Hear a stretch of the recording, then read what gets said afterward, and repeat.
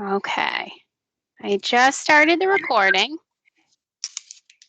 I'm gonna ask if you're not talking to please mute yourself just to stop any feedback that comes through. Thanks. And if you see me looking 8 million different ways, it's because I have 2 screens going. One more. Okay, so welcome to the February Interlibrary Loan Roundtable meeting. It is Friday the 12th. I hope everyone is looking forward to the weekend, even though it's going to be cold. I think we're all tired of the cold. We have a pretty good sized agenda for today, and I thought I would start with the Interlibrary Loan Best Practices document because a lot of the agenda items relate to that. I'm going to try to keep an eye out on chat in case anyone types anything, but I may be bouncing back and forth between letting people into the room and looking at the chat. So I will be checking it, but if I don't answer right away, you can also use the raise hand feature, which is at the top of the Microsoft Teams if you have the app. Okay, so I'm going to start with the best practices document. We had one item that was carried over from the last meeting, which was about the lending periods and possibly standardizing them. And what we decided on was to recommend a standard period of 45 days for interlibrary loans. And we were going to see how that goes and then revisit it at this meeting. And I just wanted to check in with everyone and see. Oh, Mariette, you have your hand up.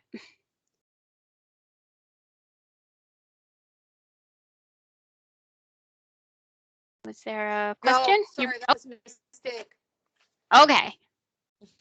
I did that yesterday in a meeting, and I just told everyone my mouse went rogue.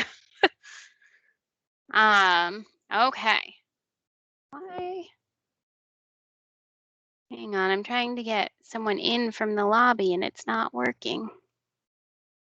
Oh, Wendy, were you able to get in?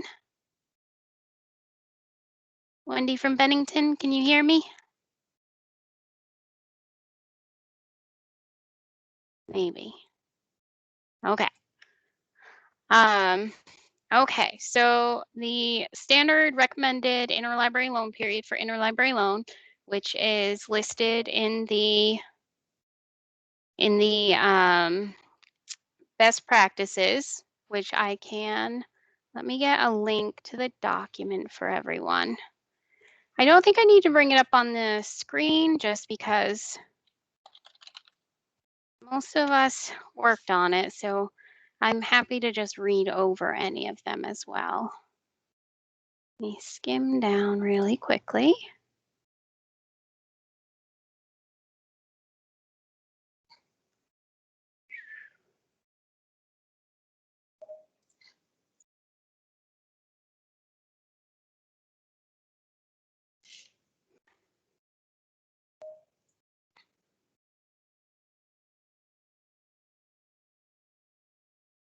Okay, I put a link to the Interlibrary Loan Best Practices in the chat if anyone wants to check that. And okay, 2 people with hands up. Adrian?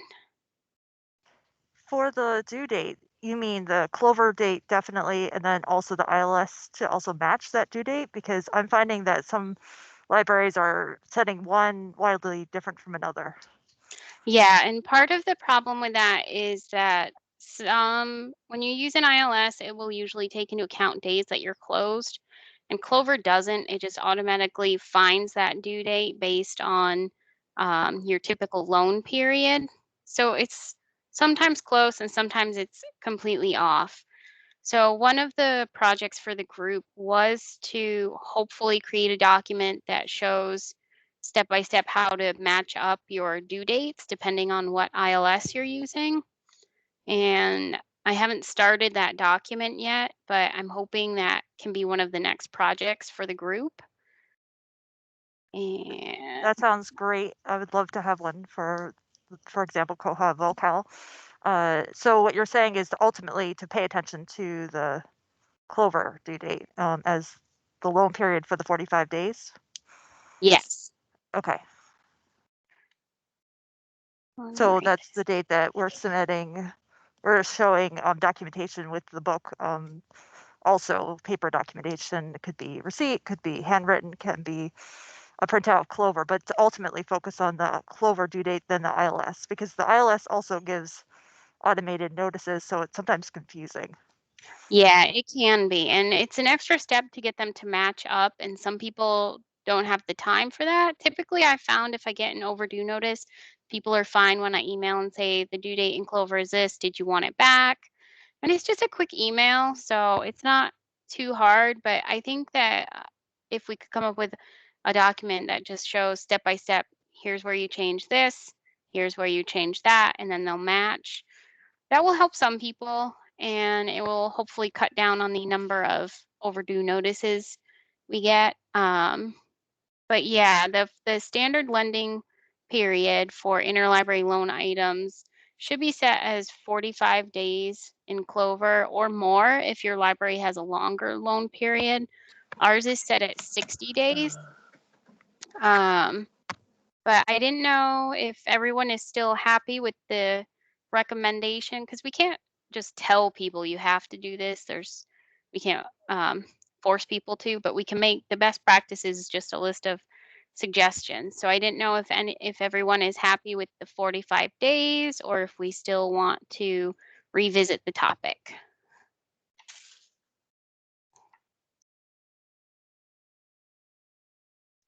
Maybe having a range would be helpful. I know that ours to match with our ILS is currently 42, but I'm excited about there's a step-by-step procedure to change that. So I can also manually change that due date as well on either end. But maybe having a range, instead of precisely 45, it could be 45 to 50 or 40 to 50 or Mhm. 45. How did we arrive at that number originally? I think that was the one we came up with for people who typically loan for a month, but because of COVID, we thought, and travel time, we felt that 45 days was a good solution. And there was one suggestion for matching up with some academic libraries that do 90 days, but that felt like just a bit too much. Thank you. Yeah. All right. If people are generally happy with the recommendation of 45 days, we could update it to 45 to 50, but the way it's written was that we recommend a minimum of 45 to of minimum of 45 days. So anything more is just nice, but the minimum recommendation was 45. All right. There's some notes in the chat. Oh, thank you. It did not alert me. Let's see. Deidre thinks 45 days is good. And libraries, if would be good if libraries that don't do 45 days included a note with their book just as a heads up. That would be helpful. And Kelly said 45 days could be the minimum and leave room to extend to 60. And Tammy also agrees that 45 days is good. And let me look at the exact text. We had the suggested loan period is at least 45 days, but this is up to individual libraries. So I think we're good with 45 and a minimum of 45, and leaving it up to individual libraries puts the responsibility on them, but also gives them room to go longer for loans. Okay, so 45 days is still good for a minimum.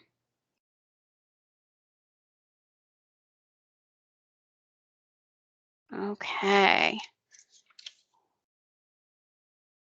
Let's see. And is everyone ready to move on to the next best practices suggestion? Okay. So the next one was someone suggested that we actually put in the best practices, and we decided not to do this last time, and I can't actually remember why, but they said we could suggest wait times before requesting new items. Did we want to put that in there or just send out periodic reminders? Because I know some libraries will loan items as soon as they're cataloged, but I didn't know if best practices should include don't request new titles until they've been out for at least 30 days to at least give processing time.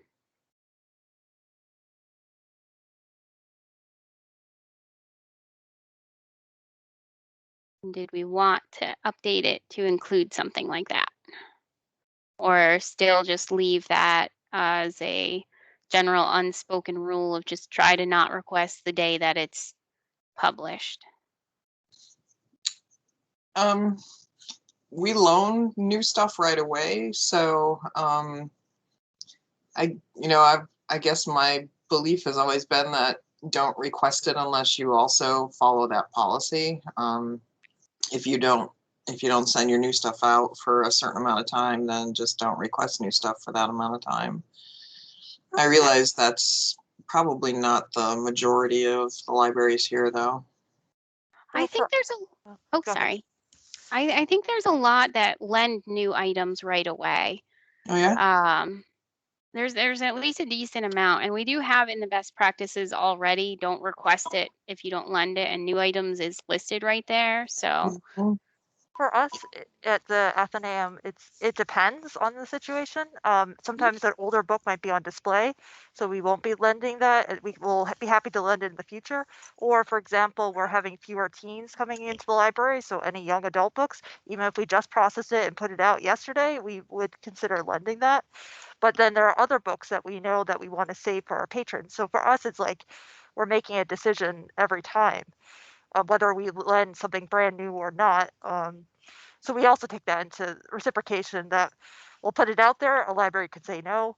You never know. Some libraries are flexible, and then and others they clearly list that they do not lend something or within 6 months. So, but there's also those factors of like what you were saying about processing time. There's more late delays from like jobbers or from getting your books or getting it processed so that it's harder to estimate, oh, when did they actually have it for that, 3 months or that 6 months. So it's harder to predict as well. The published date could be earlier, but there could be other delays getting that onto the shelf too. So flexibility is right, helpful. I feel like a library could always say no. They could also that's say right. yes. And I generally, when people ask me, should I send this request out? And I say, well, do you lend new items? And they say, yes. I go with the it never hurts to try. All right. So I think the general consensus, we lend new right away. Lynn said, won't it only show up when available in your ILS? And typically, yes, you won't actually get the request for a new item unless your system says that it's available. Otherwise, it will skip you automatically. So, yes. And then there's some where we can actually set it up if you don't lend new items. Depending on how your MARC records are set up, we can have it set to skip you automatically for new items. So that one doesn't work with, what is the one opals. I run into trouble with opals. Koha, that works fantastic. And what is the other? Mostly it's Koha, but it works amazingly with that. Well, that would be great, April, to have it so that it just skipped lenders that have a policy that they just don't lend, because it would speed up the process of getting it to those who do. Right. And I think most libraries, it's a case-by-case basis depending on the material. Absolutely. Yeah. Okay. So we're maybe good with a list. ooh, Maybe a list. list of all the libraries that, willing to lend and willing not to lend. Yeah, there used to be a list. I found a version from I think 2015, and it was a list of libraries that lend new items and a list of libraries that lend AV items. And I think it stopped being updated eventually, but they kept saying something like that would be available in Clover, and it has not been an easy thing to find. So I think a list like that would be, let me see, because Clover is supposed to automate the entire system, but it never hurts to check. I don't know. I remember using that list, but now it seems that there's so many tools available in our own ILSs and in Clover that it would be hard to maintain the list, and then you have to look at the list again, and then you have to go and look for specific libraries. And more, I love just being able to just put in the request and get, trust it to get it where I can get it. Right, that's usually my tactic. Yeah. All right, so it sounds like we're still good with just leaving the best practices as don't request it if you don't lend it, and just letting lenders decide on their own case-by-case basis if they will lend a new item. I will put it out there, if you are getting requests for new items and you don't want to lend them, let me know and I can take a look at your catalog and see if I can tweak settings in Clover so that those requests will skip you. Okay.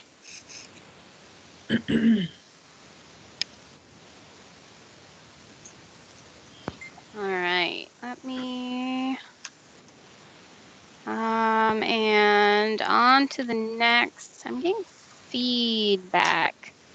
Let me see. Oh, there we go. All right, so I'm gonna move on to the next item for best practices, which was someone requested we add, please include the due date with the item being loaned. And the due date should be showing up in Clover. And I know some libraries actually include a slip with it, some don't. And should we add that in? Lynn, your hand's up.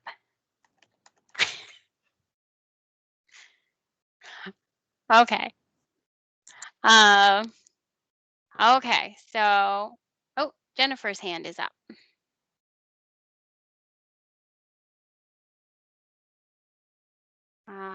Jennifer? Sorry, my microphone is on. I hit that by mistake. I'm still getting used to this is one of 5 different platforms used for webinars. I've been using it for a year now or more, and I still managed to accidentally put my hand up in a meeting yesterday. Okay, did you have a comment about the include a due date? Yeah, yes, it's for the patrons. They need to see the due date. So whether we don't have a scan, so we still stamp. And for ILLs, we just always write the due date in the checkout along with the other patron due dates. They have to have some way to know other than our just knowing on Clover. Yeah. Jennifer, we put our own bookstrap on it, on top of the bookstrap if it's already provided, with the due date on it, and we also have a barcode there that we use for a temporary record. I don't know if that's helpful to you. Yeah, not all the books we get have those on them. Yeah. You can make it. You can print them for them. But isn't it a different due date? I mean, no, I don't figure I have to match. plan how long it takes me to get you the book by that due date. So the due date that's on something in Clover is the due date it's due back to you, not to the lender. Oh. We updated that in the interlibrary loan code to match up with the national code, which has that same line. Great. So yes. Thank you. You're welcome. So yeah, if you use the book straps in Clover, you can print them for your own patrons, and it will include the due date on them. But all they tend to glaze through the other information and look in the back of the book for due dates. It just seems simpler to just write a date rather than print out. I mean, we're small. It might make a difference if I don't know. So you mean the there might be paperwork, but what you want is them to stamp the book in the back of the book with the due date. I'm not asking anyone else to do that. I'm just saying what we do is write the due date just as we would stamp a book due date on the date due sheet, and we don't use the bindings. If there's some reason we should be using those book straps, I can bring that to my director, but this seems simple. Are the book straps a special service to other libraries? Do they need them? I don't know if they need them. They're not required. I do know that when I get a book for our patrons, I actually have one of our own due date slips that I put the due date on and put in there before I give it to them. So I think that libraries, when they receive an item, they have their own system for letting their patron know the due date.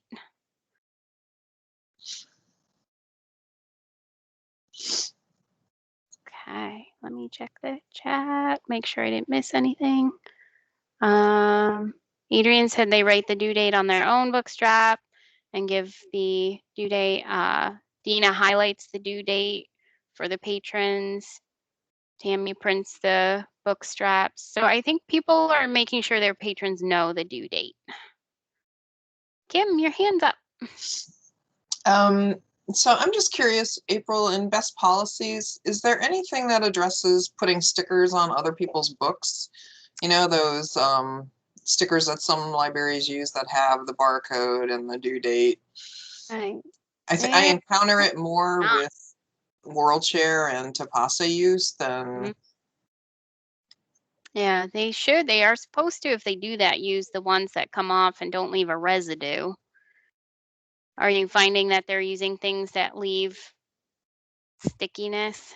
Yeah, we've had some come back that like we stopped using stickers because certain types of covers seem to have a reaction to the adhesive that's on the back of even the removable stickers, so that it's really a challenge to get the book clean again. It's weird. And that's a fairly recent phenomenon with some of the covers we ended up purchasing, you know, the plastic sheeting that protects it. I was just curious if there was anything in best practices. Lisa says that they also found that happening and stopped using stickers. There's nothing in best practices for that, but that does seem like a good one to add, to not use stickers or tape on books belonging to other libraries. Yeah, I would appreciate it. It's not a huge issue, but it would be nice not to get them at all. And not have to scrub your books to get the stickiness off. Right. Yes, I've seen that in other best practice documents. So that would be a great one to add. Thank you. Okay, I'll add that one in. So we don't need to add anything about including the due date with the book, because it seems like everyone is okay with that. Okay. And Adrian says they put their barcode on a paper book strap, which wraps around, which I think a lot of libraries do. I know I get some from WorldShare where they do that as well. Jennifer. It was on purpose this time, thank you. But we do get books without book straps that do not have a book date at all of them, and so then I go on Clover and look it up and write down the due date. So whether it's a book strap or some libraries just put sticky notes. I mean, we're small enough that I share a printer with our patrons, so book straps aren't practical.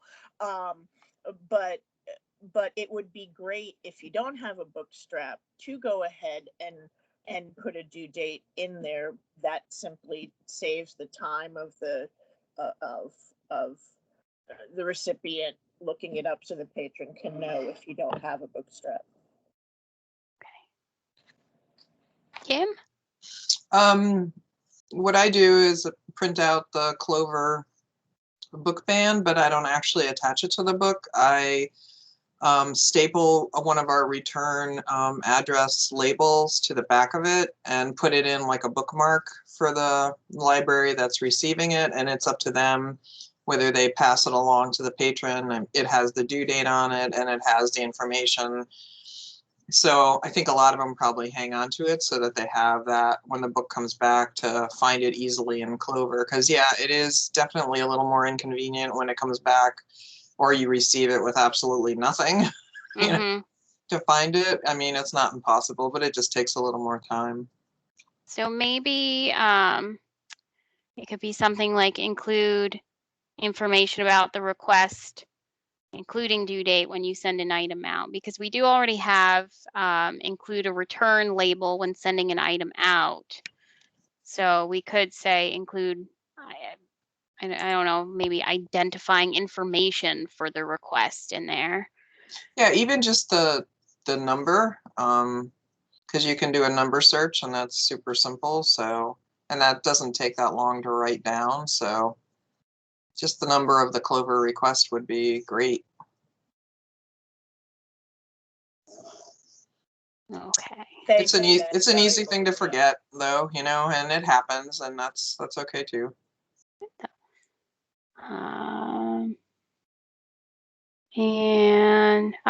And Adrian said in their system they do multiple book straps on a single page. So I think that means that you can probably just cut them out and stick one with each book as well. And she said it's helpful to have return labels for every item, not just one if a bunch of items are sent out at once.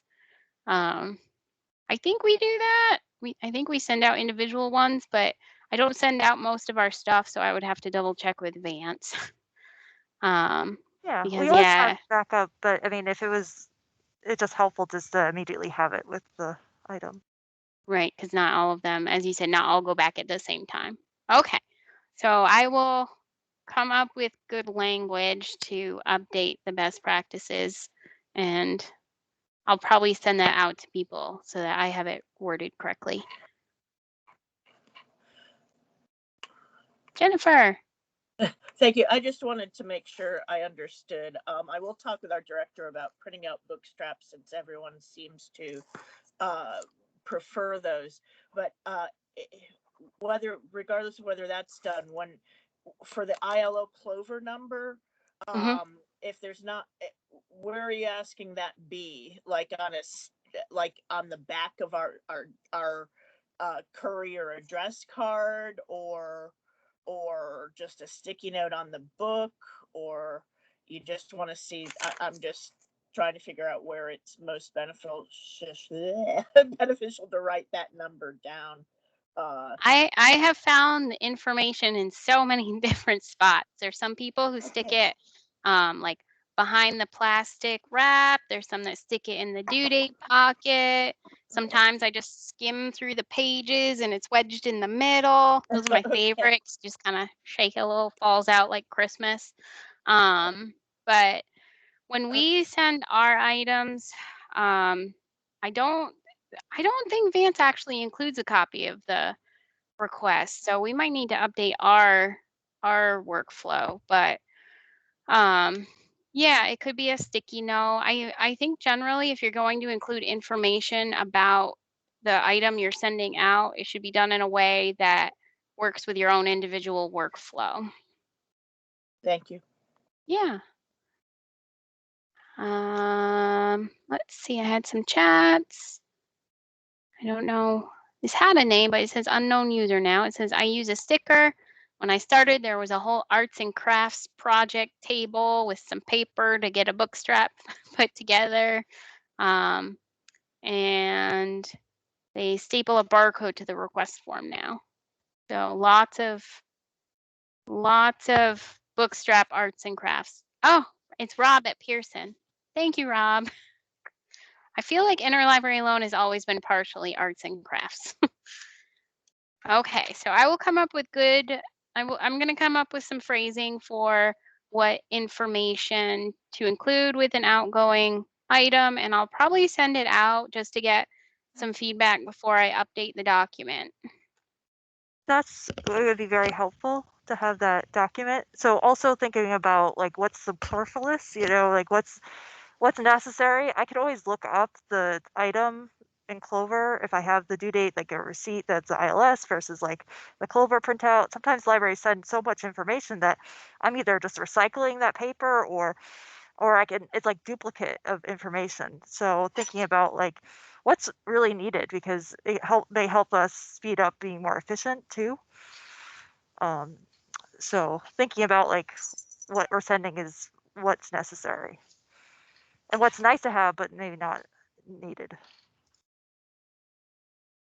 I will say I get a lot of interlibrary loans that don't have a due date, but when I'm checking them in, when we send out a request, we print out the form. So when I'm marking them as received in Clover, I write the due date on the request form so that I have it right there. So it might just be an update to the process that you use, but it depends. So we should come up with a consensus of what information is good to have on a loan. So it sounds like the loan number, the due date. Let's see. So that sounds like the Clover paper. And like It that Clover does. paper could be that book strap. It could be the book strap. So I think what I'm going to The do ILS, yeah. instead of adding this to best practices is I'm gonna send out some more information on the book straps, on options for how to track the due dates, and just the information that's available on your requests. So I think that seems like a good option. And then if that doesn't work out, we can revisit the topic of what information should everyone be putting in with their ILLs at the next meeting. Okay. And also where, because I liked what someone was saying about putting in the plastic where there's the label in the courier bag.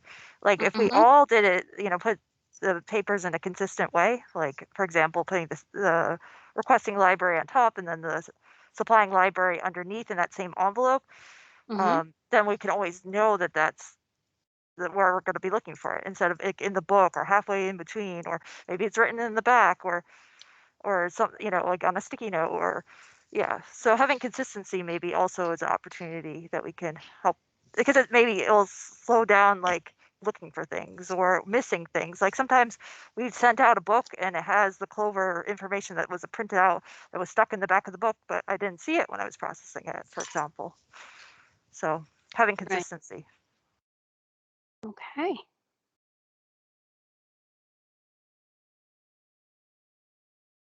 All right. So that's what we'll do with that one. Let me see. Is that I had one last thing for the best practices. And it was to include something where it says, make sure to read any notes that are included in the request. And Clover frequently has notes from people, and you can easily see which requests have a borrower's note, because when you're looking at the list of requests, it has a little blue push pin. So if that little push pin shows up, you know that they have left a note. I think a lot of people check the notes already, but we could add that to the best practices. Lynn, you're muted. Okay. I hate to sound Scroogey, but some people put nice little notes like thank you or can we please borrow this book, which is nice but unnecessary. And so if we're going to be looking at every one of those push pins, please only put in what we really need to look at. So maybe what we need is like a borrower's notes best practices. So I could put in best practices, please use borrower's notes for important information about the request, such as extended due dates or courier only. And also remember to check the borrower's notes if there are any. Yeah. Yeah. Well, maybe with the the question, could you please lend this? That would be more like a 2020 book or 2021, and like that's a unique purpose. But writing it like, can I lend? Like that's what Clover's for. We're already doing that. And then Right. you also mentioned importantly about courier. Please, we've been writing that a lot, but now because we configured our system to prioritize courier libraries, it seems like we're getting mostly from courier libraries. So we don't need to write that maybe anymore. There's some I know that still use it, but I think that some of them absolutely do not want anything from outside the courier to be lent to them because they don't have the budget to send it back. But I think for those individual libraries, a better strategy might be to use their blocked lender list when they don't want their requests to go outside of courier libraries. How does So that affect lending? Like, it we're also doesn't still affect their own lending. It only affects their borrowing. So they can still receive requests from libraries that are not on the courier because you can't block requests from coming into you. The system's not set up to do that, but it gives you more control over where your requests go. Okay, how is that different from the preferred list? Because isn't it like it goes to the preferred list and blocking Yes. would, okay. So blocking takes it a step further. It would still go to your preferred list, but then it would come to a complete stop after that. It would not progress on to libraries that are not in the courier. Did you ever make a list of all the non-courier libraries? I You did. know? I send it out on the Yes, courier okay. listserv every once in a while. The But I courier do have, libraries, the non-courier yes, libraries. yes. Okay, I would love to have I that. do have a courier meeting coming up at the end of the month, and I was going to remind them that list exists. So I think this one is a little bit of a double training goal. So I will work with courier libraries to start using blocked lenders instead of putting courier libraries only, please, on the notes. And then I'm going to update best practices to encourage using borrower's notes only for the important information, and also to remind people to check the borrower's notes, especially once it only contains important information. Okay.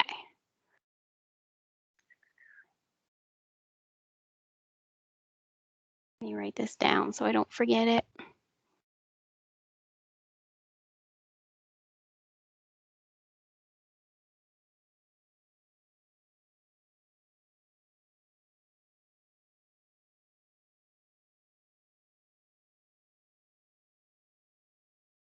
So what I'm probably going to do for the best practices, since we are updating it, is I'm going to add in what we've done, and then at the next meeting, we can officially approve all of the changes. So we'll be going over this again. Okay. And did anyone have anything else that they had for questions for the best practices or anything like that? Rob, you have your hand up.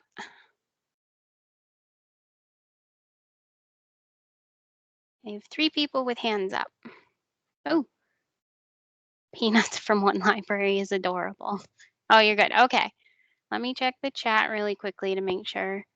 Jennifer says pre-printed thank you notes for returned ILLs warm my heart. I also like getting those. Kelly asked if there's a template for book straps, and there are some. Some libraries have their own, and then Clover has some that you can print. And yes, and Wendy said as an example for the borrower's notes, sometimes when they request extended due dates, they get books with earlier due dates. So, and Jennifer says she gets that for non-Vermont libraries, but not for Vermont libraries. So that's good. We do have trouble with the out-of-state ones also not reading our notes sometimes. And also using the borrower notes when requesting a particular edition. That is so important. We had a library that we were requesting, there was like 15 volumes and we only wanted, number 15. But the way the record was set up, it was like getting all of them. So we had to make sure that and I also called, I think, that library too. Yeah, just in case. Okay. All right. So I think we're good with the best practices document. I had a couple of reminders and then at least 2 more topics. The reminders that I had, let me find them. First is a reminder for courier libraries that I do have a courier orientation and refresher, which is coming up on Friday the 26th at 1, and I sent out a reminder on the courier listserv, so hopefully everyone got it, but I'm going to send out more reminders. And one, well, I've had a couple libraries remind me of this, so protective packaging when you're sending AV items.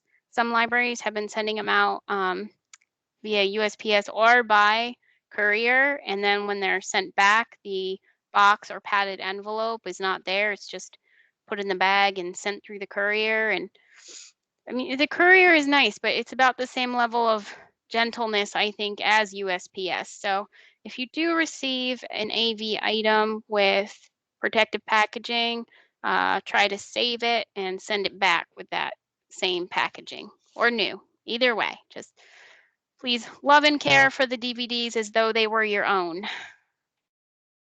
Let's see. And I have, one of the topics I had was an email, which I need to find the right email. So I had a library ask if we should update the request form in Clover, because I know a lot of people are writing, it links back to the courier only notes. A lot of people are writing courier library only, and they were wondering if maybe adding a checkbox to the request form that says courier library only would be helpful, or is that too far in the other direction of it's another thing you would have to check when you're looking at the request? I think this is a retraining opportunity for the courier libraries to use the blocked lender list, now that I think on it. But I would love some other opinions. Lynn would not want a force field, right? I do feel like it's an extra thing to look at, and it does not have the nice reminder like the blue pushpin would if someone had written that. Okay. So I think that one I'm going to bring up with courier libraries and work with them on that, because it's a very specific group.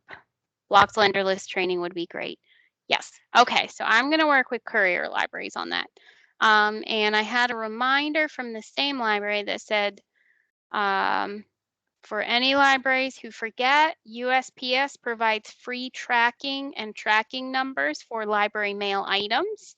So if you do not get tracking numbers from your post office, you can, and then you just stick them on there. And if you wanted to, some libraries have an Excel spreadsheet where they track items. If I use a USPS tracking number, I actually put the tracking number right in the lender's notes on Clover, so it's right there and everyone knows where it is.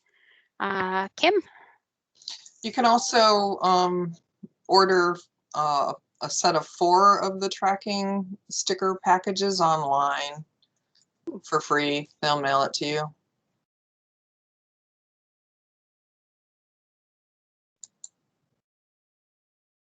Yeah, Adrian says they put the USPS tracking numbers in Clover too. It is nice because I used to hang on to the little bottom part and stick that.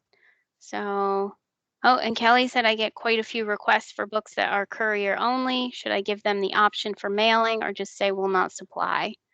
I would say will not supply because it says only courier. So yeah, I would just mark it as will not supply. I think there's even an option that says preferred delivery type not available. So if you wanted to add that in as the reason, that's fine. But yes, generally we are a courier library, so I don't say will not supply, but yes, will not supply. Yeah. Okay. Can order. Oh, I'm going to have a nice long summary to write up. Okay, so tracking numbers from USPS, free to libraries, free to use. You can, what's nice is it does work with barcode scanners. So if you have the Clover request open, you can just scan that barcode too. I do not have a barcode scanner at my desk. I've gotten very good at typing numbers. Okay. And, oh, what's the best practice when I receive a book we didn't request? When I receive one addressed to another library, I simply call that library.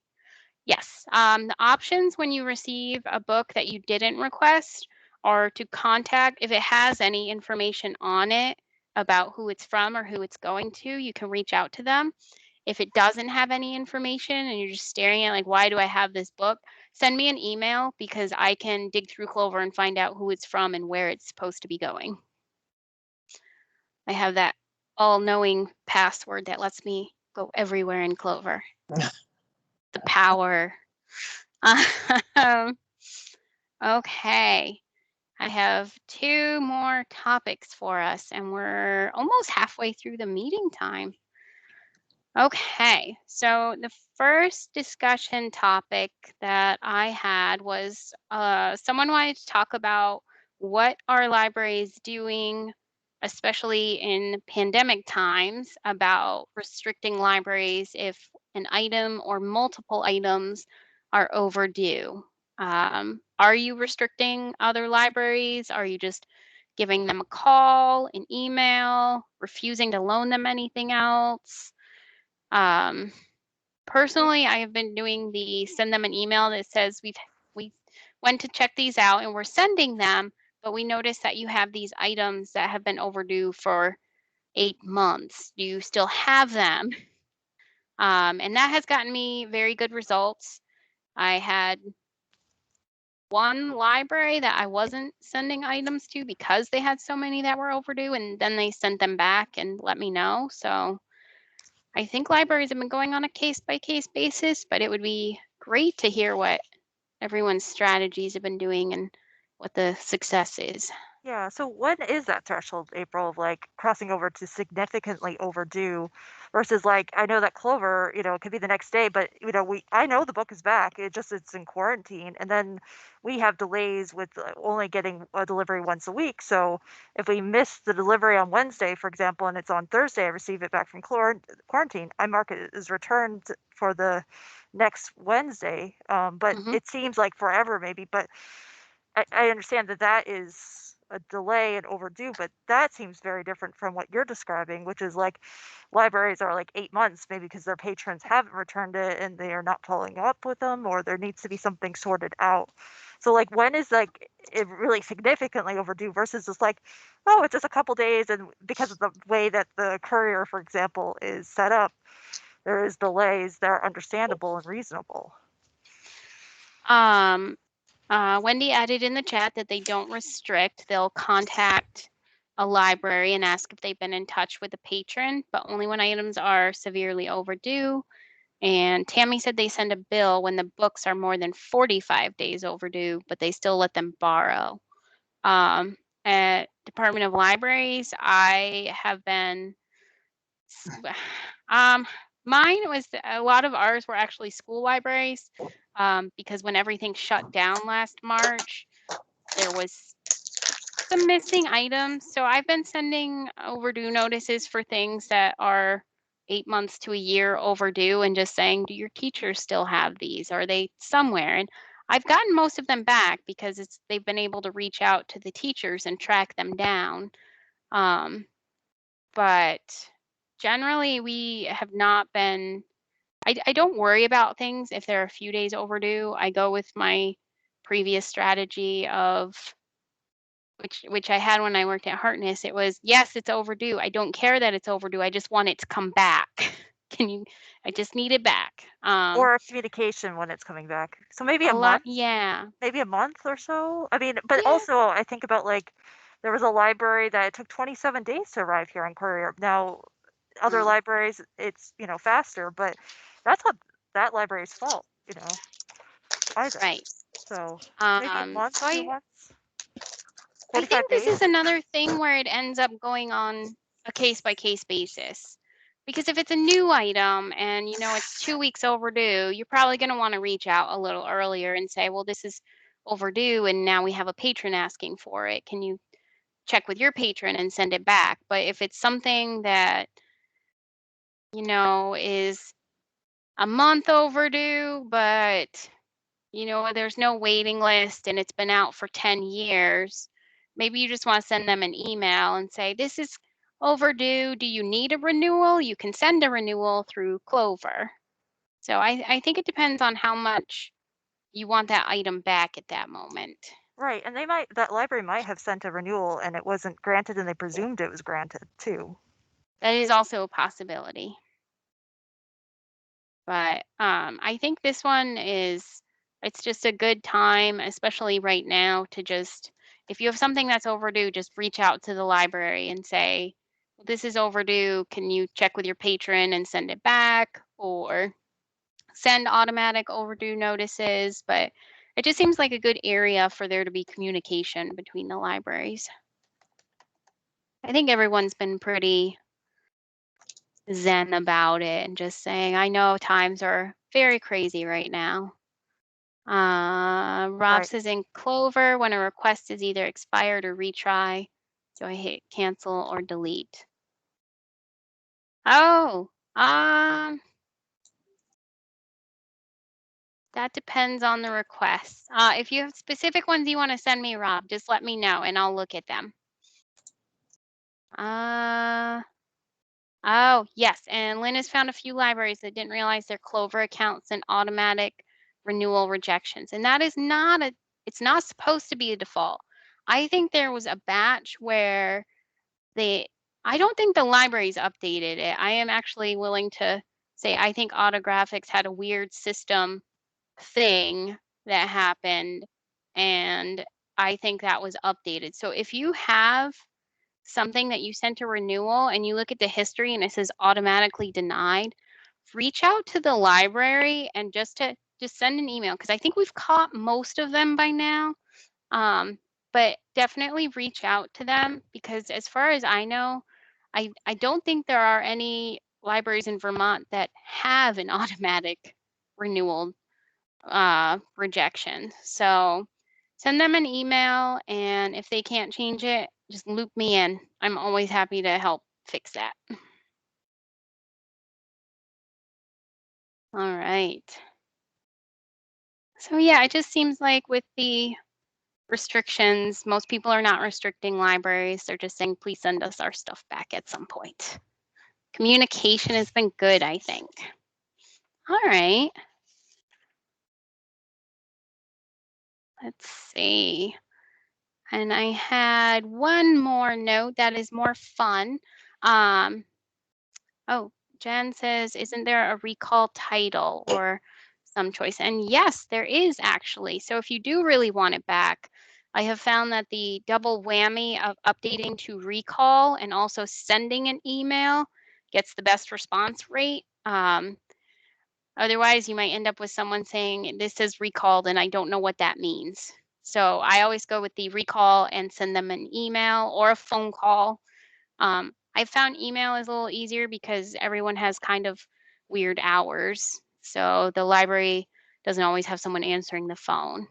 But yes, I think that, as you said, would it come across as a little more urgent than simply rejecting a renewal?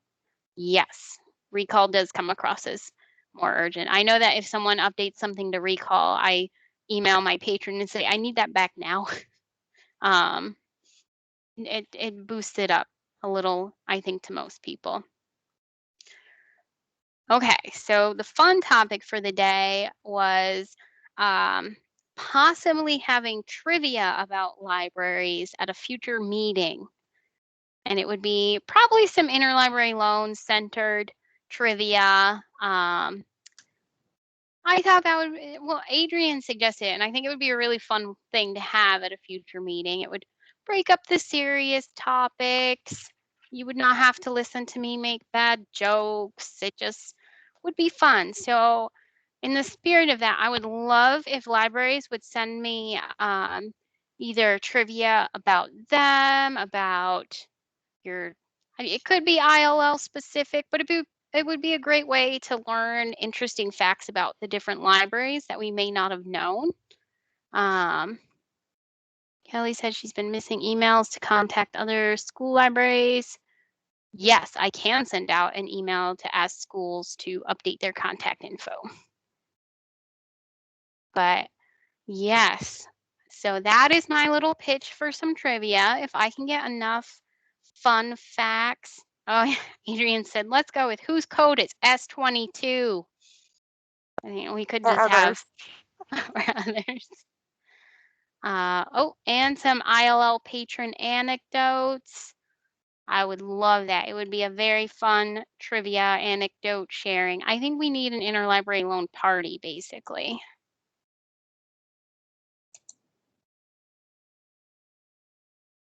Update. Okay. So yes, send me your anecdotes, send me your trivia, send me your fun facts, send me something you want to know, and I will get that going. So our next meeting is May. So you would have about 3 months to send me things, and I can send reminders, but May is spring.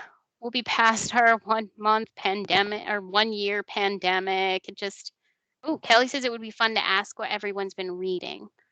So if I get enough by May, we can have a nice online interlibrary loan party and some talking about interlibrary loan stuff. But yes, send me those. This is my request. Okay, and I think those are all my topics. So unless we have more to add to those, I would love to just open it up to any interlibrary loan Clover questions that anyone might have. I usually do that at the beginning of the meeting, but I wanted to make sure we made it through all of the many agenda items first. So does anyone have any other Clover questions? I know that I was asked to have schools update their contact information, which I am happy to do. And I'm looking at the chat to see what I have. Rob asked about what to do when a request is expired or retry. Do you click cancel or delete? If you cancel it, it's still going to hang out in the canceled request status. If you delete it at midnight, it is gone. So it depends on if you want to be able to track, hey, I did request this, and maybe just leave it there for a little while. And you are correct. Sometimes you get 2 copies, but that is not actually you doing something wrong. It just means someone probably sent it and then forgot to update it to shipped, which does happen sometimes. Okay, what is in the chat? Do I have another Clover training planned? I do not right now. I have been sending out the webinar that I recorded last May, which they have not done a system update. So all of the steps are still correct. And I've been working on actually making small training videos. So they're all under 2 minutes and they're very specific. So I have them all on one YouTube playlist so people can pick and choose. But if you do have suggestions for little short tutorials, I would love to hear them because I still have a batch that I have in process. And we do have some autographics run training. It's on the CE calendar and it should be still accurate to what we have in our Clover. And should I do a blank request if I can't find the book? Yes, because that goes directly to us for out of state. And if by some chance Linda does find a copy that's available in state, she will put that in the notes and send it back to you. And if you ever have any questions about the notes she leaves or any questions about a request, just send me an email. Oh, and Jennifer is asking about how many ILL limits you have per patron. They have a 3-book limit. Tammy says 5. And Deidre says they're limited to 2 ILLs out at a time. Adrian has 4 is St. John's Berry per month per account. Wendy does not limit. Rob would like to know what sleeve to put on ILLs that involves the least amount of arts and crafts. I usually don't use a sleeve. If I'm sending it out, I just print out the Clover request, fold it in half, and stick it in the book. And then I don't have to tape anything. Kim limits them to 5 ILLs at a time of physical materials. Rob says they're limited to 12 a year. Lynn says no limits unless they have a history of not picking up or not returning. Dina said on a blank request, make sure to specify how many copies you want. Yes, it's usually only one, but if you need more, you do have to update the number, and that does show up as a field as number of copies that you want. So if you do want more than one copy from out of state, you have to put the number of copies. If you put it as a note, we can only attach that request to a single request for out of state. So we need a different request number for each one that we send out of state. Is the link to your ILL YouTube videos available on your Clover page? I thought it was, but in all honesty, I would not swear to it. I am forgetting everything these days, but I'm going to put it in the chat and make a note to make sure I have it on my Clover page. Let me get that.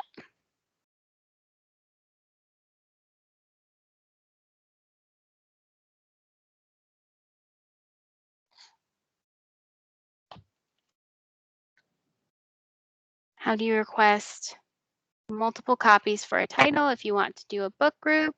You would open the detailed view of the record, which is where it shows the title, and then you'll see the list of libraries that own it. And then on the left side, you'll see multi-copy request, and you use that. There is a tutorial for that one, isn't there? No, there is one for our discussion sets. There's supposed to be a tutorial for that. I didn't post it, I guess. Let me do that. I'll move that one up on my list.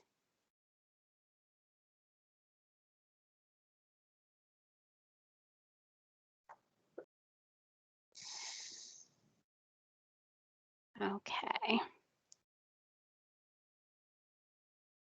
And Lisa has a question about retry.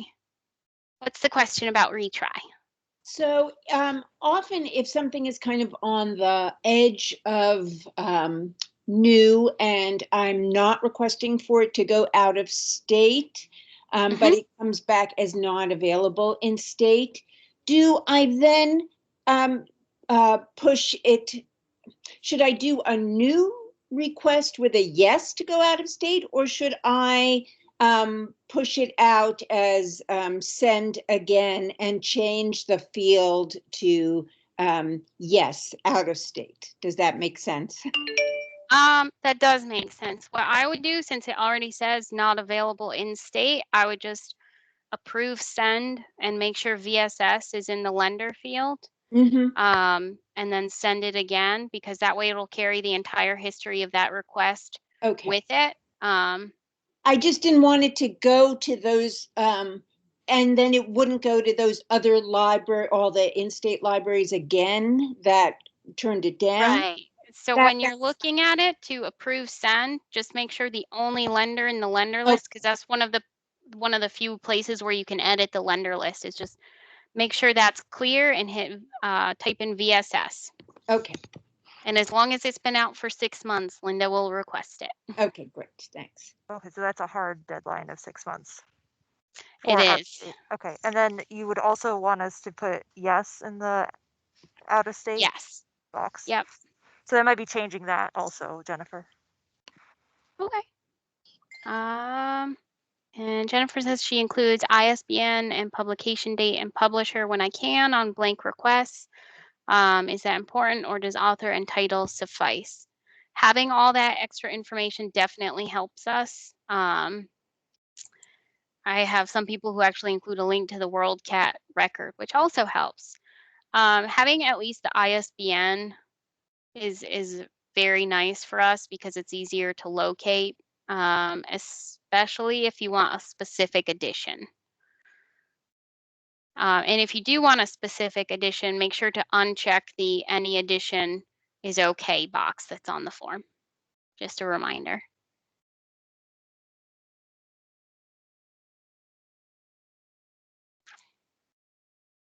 All right. Any other questions, topics? All right. So our next meeting is in May, and I will send out, hopefully a month ahead of time, the date and the time. It will be in the afternoon because this one was in the morning, so the next one will be afternoon, and it will be online, so we don't have to find a location. But send me your trivia, your fun facts.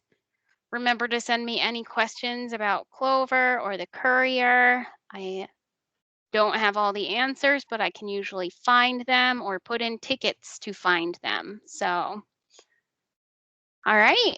Thank you everyone for showing up.